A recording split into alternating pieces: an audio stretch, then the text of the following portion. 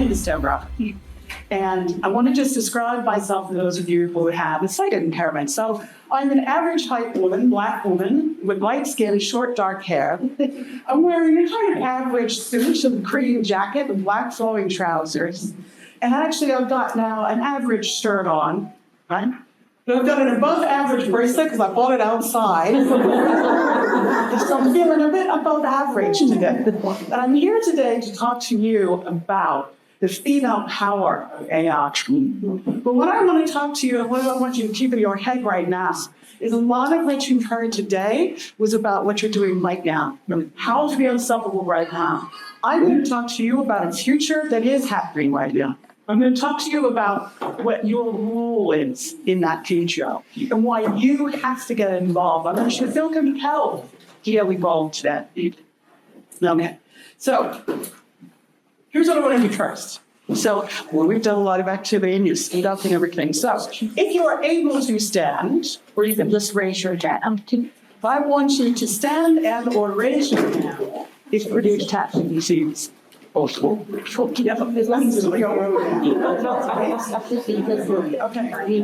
Keep standing or keep raising your hands. If you are able to keep your hand raised, if you've asked Google AI to search for anything. Yeah? Now stay standing. If you've asked your phone, which Black Friday was this at? Come on.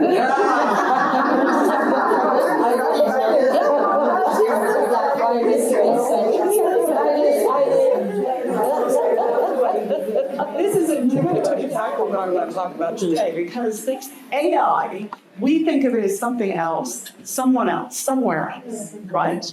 We don't think about it in our everyday life. So in doing this presentation, for example, you just saw a morphing of the videos. And those were two still shots that I used and put together. So I used Sora to put those together. It's a Sora as a tool.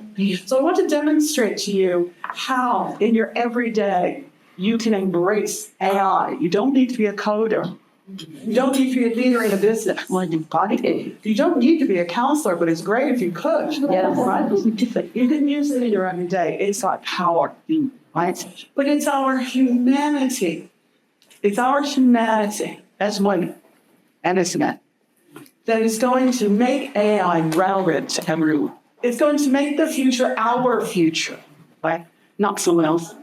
We have the responsibility to make these tools relevant to everyone today. So with the thing that we have responsibility, because when AI goes wrong, we see how it shows up. It gives us false results. It gives us false medical results that get shared too widely. And people like my mother who has dementia rely. So she's relying on incorrect and false information that has been created by somebody that we didn't. It can respond poorly in language that is not correct for us. It's not representative of women. It's not representative of Black women, Black people, gay people, disabled people. It's not representative. Okay? So we want to see more safe imagery. We want to see it represent us, right? We want to see it maybe not, right? We want AI to be for us. That's really what I'm trying to talk about today. Okay? So the transformation that AI can bring will have meaning and more meaning the more you use it. You do not need to be a coder. You do not need to work in marketing like I did, and you do not need to be a leader like I have been. So I have been a partner at Dana. I've been a partner at EY. I'm the director at Deloitte. And I've seen the forefront of what was happening with this that we call now the age of AI. And what used to take me, I used to have teams of about 30 to 65 people who would take a week to do the kinds of things I'm going to show you today that I did in minutes. Right? Now, having said that, does that mean the 65 people are losing their jobs? No. No, it does not. Thank you. No, it does not. Does it mean they're transforming? Yes, it does. Does it mean that they could transform with more meaning the more they use AI? Yes, it does. Now, I'm going to tell you a little story It's a tiny story about women. Data, you don't love this, the being data by Data Powell, and beer. Way back when, a long time ago, in fact, I used to work for a company called SAB Miller, South African Breweries Miller Beer. And I was working in Australia, right? It's not one of the most diverse communities in the whole wide world. But I'm working in South Africa, I was working in Australia, I was working across Europe and Latin America. And I had an occasion where I had a theory in my head. So as a consultant, we're often getting theories, right? We are looking to data and insight to prove. And this is in the early days of AI and building technical models to try to help us understand what people are doing. And what I was trying to do was understand how people consume beer and how we could market to them, guess what? Sell more beer. That was my job. And I was the global director for data, CRM, and for other compliance. And so I went to my data analyst, and I said to him, he happened to be a white, straight male. And I said to him, I have this theory, right? What I want you to do is I want you, as a data analyst, to build a model that when I put information in, is going to tell me which type of marketing will be the most effective at selling more beer. When tool can use it. And he went away. It took him about 7 days. He came back to me and he showed me the results of the model. And as a human, I looked at it and I thought, and as someone who's worked in marketing for more than 25 years, I thought, this doesn't look right. These results are odd. The results were showing that there would be an upward curve, then suddenly it would sharply drop. So what he was telling me is that the more money you spent on marketing, the less it would work. It just didn't seem right to me. And then it said you would stop selling at a certain point. I'm in the soul. It doesn't seem right. So I said to him, why? Right? But here's the first lesson. You have to start asking why. Don't just look at results and say, I disregard them. Say, why have I seen these kinds of pictures when I put in a prompt into Canva? Why am I seeing these results when I talk to my data analyst? Why am I seeing these results when I ask for information in Copilot to ChatGPT? Why am I seeing these results? So I asked him why. Do you know what he told me? He said, oh, I discounted all the data you had on women. How can you interpret it? I said, why have you done that? He said, oh, I don't think women drink a significant amount of fear saying individual. Well, that has to tell you. I gave this talk, and I told this story at Mesa in front of one of their conferences of 7 people. And it was a European conference, so there were many women in there from Amsterdam and Germany. Ladies started laughing. And one woman stood up and said, that's the most ridiculous thing I've ever seen. So, but here is where bias comes in. Yeah. Here is where bias comes in. Because what was really happening here is not the bias in the data, because remember, I gave him data. What was coming in is his own personal human bias. Right? You, everyone in this room, all of you in this room, have the power to make sure that the results and what we see in AI is relevant to you every day. Right? So let's remember that little example. That was way back in 2013. So I got those results back. I said to him, you discounted half of the population.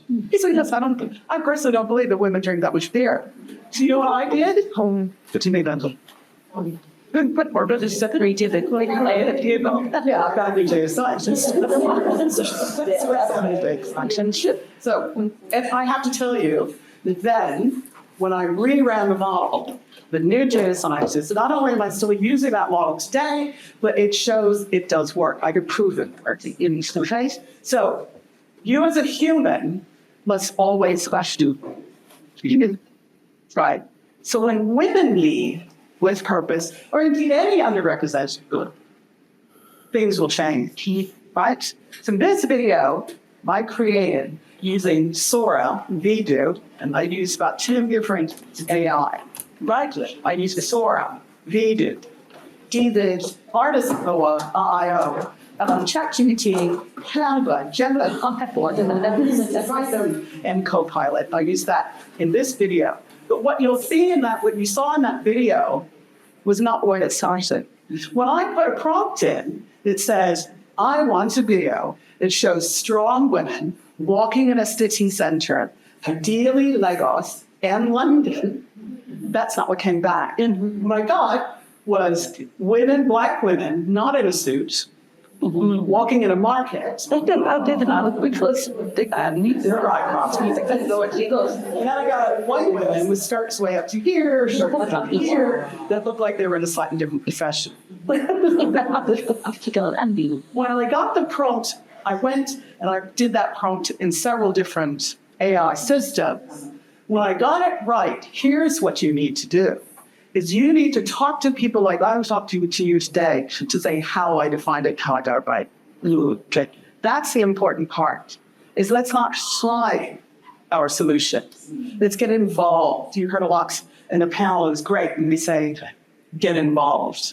Right? When women get involved, when women lead with purpose, things happen. Right? And they happen to the betterment of the whole culture and the whole community, not just a singularity, okay? It makes a difference. Okay, so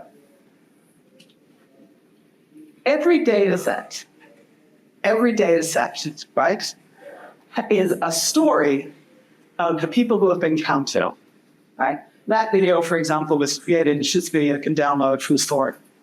Every data set is about people who have been counted. But it's also about the people who have not won. It's also about the people who have not been counted. And we, as humans, need to ensure that our whole communities are being counted. Our whole communities are being counted. So when you see things like I saw my lovely data scientist from Australia who thought women don't drink beer, therefore it wasn't significant to the economy. It wasn't significant to the beer sales of S&P pillar. I called it out. Yes, right? I talked to him about it. He could not see past his own bias. Therefore, I was compelled as a leader to change. And to get someone who had less bias. We all have bias, but had less bias. Okay? So that means that AI can scale inequality, right? It can scale bad stereotypes. Like I talked about black women, that it only saw images of black women in Lagos as working in a market, right? But it also, with the power of one, can scale equality. Representation, right? We have to make sure that happens. We have a tendency in our communities to kind of not share our results, not to try new things. Did you know that 50% of men use AI, but only 3% women are using AI? And yet you have the power to change that. In other words, you have the power to change, and it's not hard, right? There are many tools on the market that are free. You have to dare to experiment, right? You have to dare to experiment. So the other technique is AI is not just coming, it's already here. And I want you to draw your attention to this advert, which I'll describe on the screen. OpenAI, or ChatGPT, the company that owns ChatGPT, has started a new ad campaign normalizing its tools with everyday life. So on the screen, you'll see a young woman, who happens to be a white woman, studying and using their study mode tool. Right? This is every day. And I can tell you, I use ChatGPT to design my garden. I used it was my money person. I used it to say, a couple of months ago, I knew the money flowing in and out of my account. So I said, I'm going to ask ChatGPT, if this is the money coming in, and these are the things that have to go out, tell me of any hour, any day, where I could be at risk financially. And it came back and said, on the 31st of October at 5 p.m., you may have the issue. The finger I'm getting charged. I'm too short. Just that. And it did that in milliseconds. Right? I was telling someone a story in the break. What's this happened? Where I was renewing my home insurance. And where's my mortgage? There you are. So I was renewing my home insurance. And I knew if I renewed it with one company, it sounded like a good deal, but I knew that when I was new switch had different deals. And in the past, I could spend days trying to figure that out. Whilst I was on the phone, I put it all into ChatGPT and said, tell me those fungus and that DP. That's all I had to tell. I didn't have to prompt it much more. And it came back and said, yes, do this. And so I said, no problem. She thought she was a great salesperson. AI isn't just coming, it's here, and it's growing. We've heard a lot. How many of you raise your hand or stand up or how do you feel good? How do you ever heard of generative AI? Gen AI, there we go. Yep. That's where we live. How many of you have you heard of agentic AI? Yeah, very few. That is the future. Now, unless you know something about artificial intelligence, it's not intelligent. But then you are. You've got schools and them. You are. All of you are. You're all capable. You're all unstoppable. And you're all intelligent. AI is not actually intelligent. That's a good sales pitch. It's not actually intelligent. What it does right now is it can copy. It tell you what the next thing is going to come based on what's before.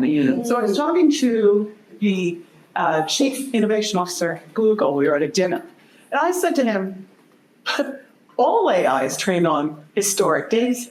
All of it's trained on data that's already been, therefore it's all fundamentally flawed. And he said, yes, me too. Google, I told you that. So it's all like that. But that means that if that's the case, the hype about AI replacing people is just that. It's convenient hype by big tech companies that want you to believe that because they want to get your $2.99 and $12.99, whatever it's much. It is replacing some job roles and putting people in a position where they need to do other things, right? But it can't think. It can't imagine. Now, with agentic AI, it will come close. Eventually, it'll get closer, and eventually, it will be the atomic bomb of technology, right? But we're not there yet. Now is the time for all of you in this room to get involved to make sure that when that happens, it represents us. It represents our culture. Now is the time to be the future of AI. But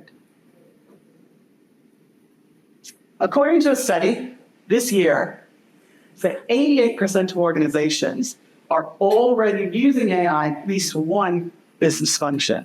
And at the time I wrote this, which wasn't that long ago, this song from the study, it wasn't that long ago, that is now doubling every 4 months.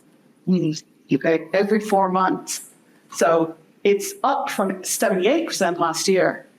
That means at some point, other than small and medium businesses, raise your hand if you have a small and medium business in the room, everybody, that means potentially, if you are not using it, you are already behind.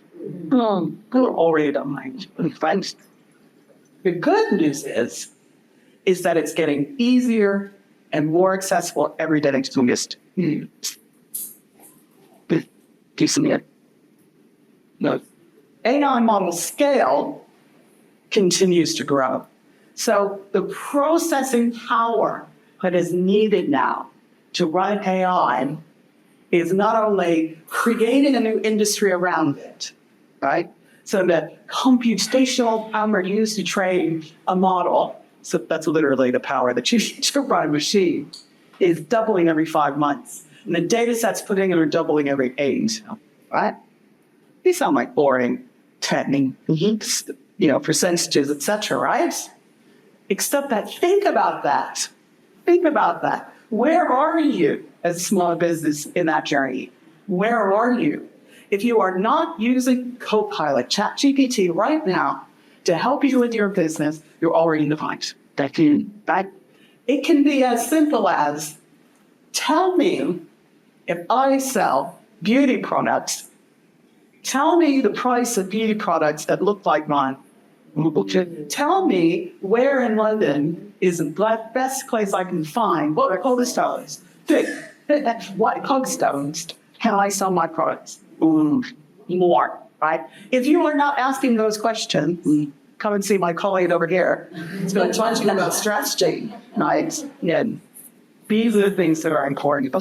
These are the things that are in every day. Okay? Everybody following me so far? We're going to talk about one particular group, Black women. Did you know, there was a study last year by coding Black females in another government organization that said not 7% of people working in tech are Black people. That is tiny. And there's only 1.8 in the general workforce. Right? That is tiny. That is tiny. What does it mean to be in the tech industry? So you heard that I won an award for data in tech. I don't code. I used to. I don't code. What does it mean to be in the tech industry? You can't answer because you graduated last week, and you're definitely in the tech industry. What does it mean? Shout out some tech industry jobs, and or people who deciding coding is computer passion. Yes, coding or computer security, data security, data science, programming. Okay, this side of the room, you need to get involved to creative, yes, generating things, yes. Anything else? Network administration, graphic designers, IT support, absolutely. What about cleaners? Different this cleaning, are we still in? Please don't stay here with it. What about restaurant owners? Hospitality, yeah. What about beach dogs? Same thing person taken with zero. You don't need to code to have significance. You don't need code to be in the tech industry. You don't need to be a data scientist, right? If you are, thank you for joining. We don't need that. We need tech adjacent as well. We need people who are going to influence this industry. I was doing a talk at a tech company a couple of months ago, and they said, the question they asked me was, I think our company is living in an echo chamber, a very similar thought, is living in an echo chamber because there aren't any Black people, there aren't any disabled person. There aren't any Black people, there aren't any Asian people working on our teams. So we can't be diverse. We're not diverse. And I said, I'm just saw your cleaner. She's Black. Why do you ask her? So the security guard downstairs, he's like, you're making an assumption that Black people who are cleaners and work as security guards, the photographer, essentially the photographer is Black. Because you're making an assumption that they're stupid, that they're uneducated, and they don't learn units. I said, is the echo chamber there, or did you create it? So I hope you never answer me that. I am not being it. So women in general are 22% less likely to use generative AI. That's a quarter. Almost a quarter of us are less likely to use generative AI. And yet it's a wonderful tool, right? It's fun. What I want you to do is I want at least 10% of people in this room to go home. I want you to look up something like Canva. Do you know what Canva is? I want you to look it up. Play with it. It's free. It is a free version. Call it a Copilot. Play with it. Play. Have fun. That's what creativity and that's what we need to do. So Unstoppable isn't about adopting AI. It's about everyone having access to the opportunities of AI. Right? That means also in your work, talking to all the people of color, talking to all the disabled people. I'm a disabled person. It's rare that somebody comes and asks me, what is it like if I design this building? Are you going to be able to use it? And never ask me, right? And then you have able-bodied people designing buildings on those years, and they don't work. It's for me. But, and nothing. I'm going to get off my soapbox any minute now. Right. There's also a paradox. There's a paradox. There's an AI promise, and then there's an AI risk. That's a paradox we're living in right now. And we saw the same paradox in data. And that is, we have on this side, we've got AI that's doing amazing things in the medical field, particularly for women. Women around, things like perimenopause, menopause, being able to do things around stem cell research, understanding what's happening with birth. And one of the biggest areas is around menopause and things like that. Okay? AI is involved in all of that. On the other side, we have things like recruitment bias. Now, I have been looking for my next big role since I met EY as a partner, right? And I've come right up against it, right? Where now what's happening is Workday, anybody heard about Workday? Workday, it's a big tech company along with similar ones, says it's the promises is that it'll help reduce how you recruit people. You'll make it quicker, faster, better. And yet there's bias all over it. It's age bias. It's bias towards people who come out of Oxford and Cambridge. It's bias. So on one hand, you have good AI that's doing all these amazing things for us. And on the other side, it is not. Something China. Yeah. It's a bit funny.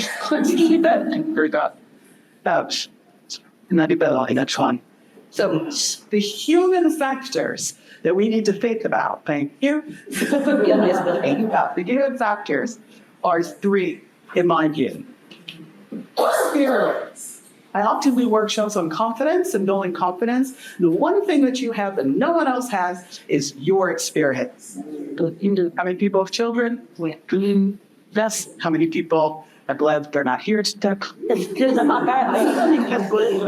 Your experience.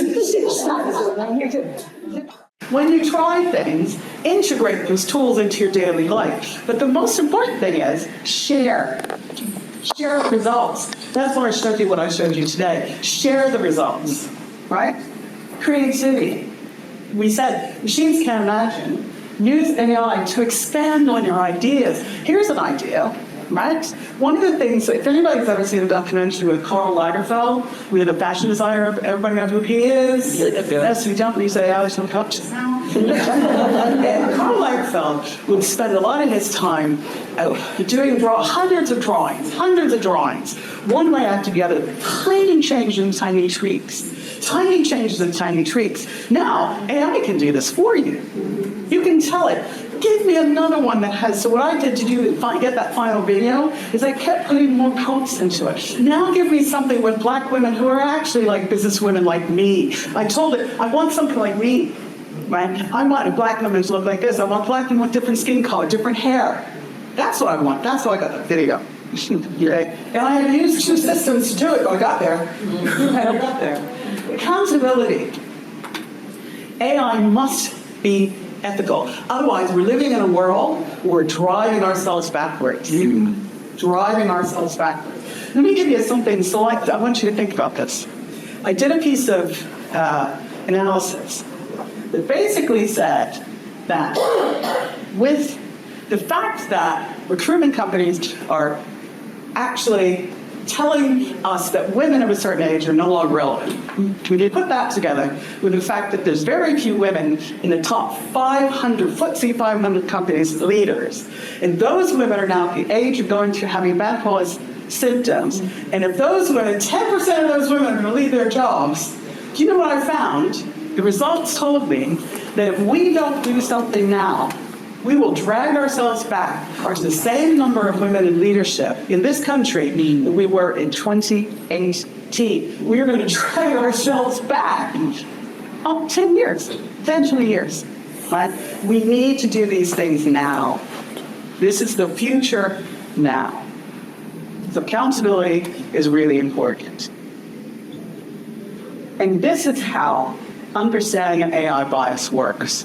Okay? It goes in a cycle. It starts with the fact that the data isn't representative, and then it starts with people saying that that we're going to discount women, right? In the example I showed. And then there's a lack of diversity in our teams. And they don't ask the people that they have access to, right? Like their friends, like their church groups, like their communities. And it gives us systems that don't represent us, right? So we have to get involved. So, Swiftie is isn't that? It was Swiftie. Now, you are a Swiftie. Have you seen the right. So, because the player you're going to play, let's shake it off and let's do something different. And so, women have always been forefront. Right? We lead revolution. I want to read you something. I had an opportunity to interview Quinn Zafra. It was a creative technologist at Google. Here's what he said. We are letting other people from other cultures create the foundations by which we are using these AI systems. And we're going to get to be too late to the party. And then when we're too late, we protest. And we say, it's not like us, right?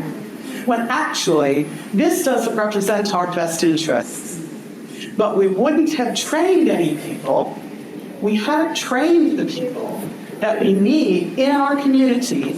We haven't supported them with scholarships. We haven't made sure that they get jobs. We haven't supported them to build the things that we need to stay in our own future, right? And then we spend all our energy complaining about it, right? And that tends to be the Black community doing, but we can change it. Everyone in this room has the power to change it today. Right? So the AI era is different. All of these women on the screen are women from the 1800s to the 1960s who are long lists of women who have changed science, AI, and the reason we can do the things we do today. One of my favorite women, Serena, says being unstoppable isn't about doing more, it's doing what only you can do. Everyone in here has a talent to what you can do, and it can be amplified by the power of AI, which you can do today. Thank you for listening.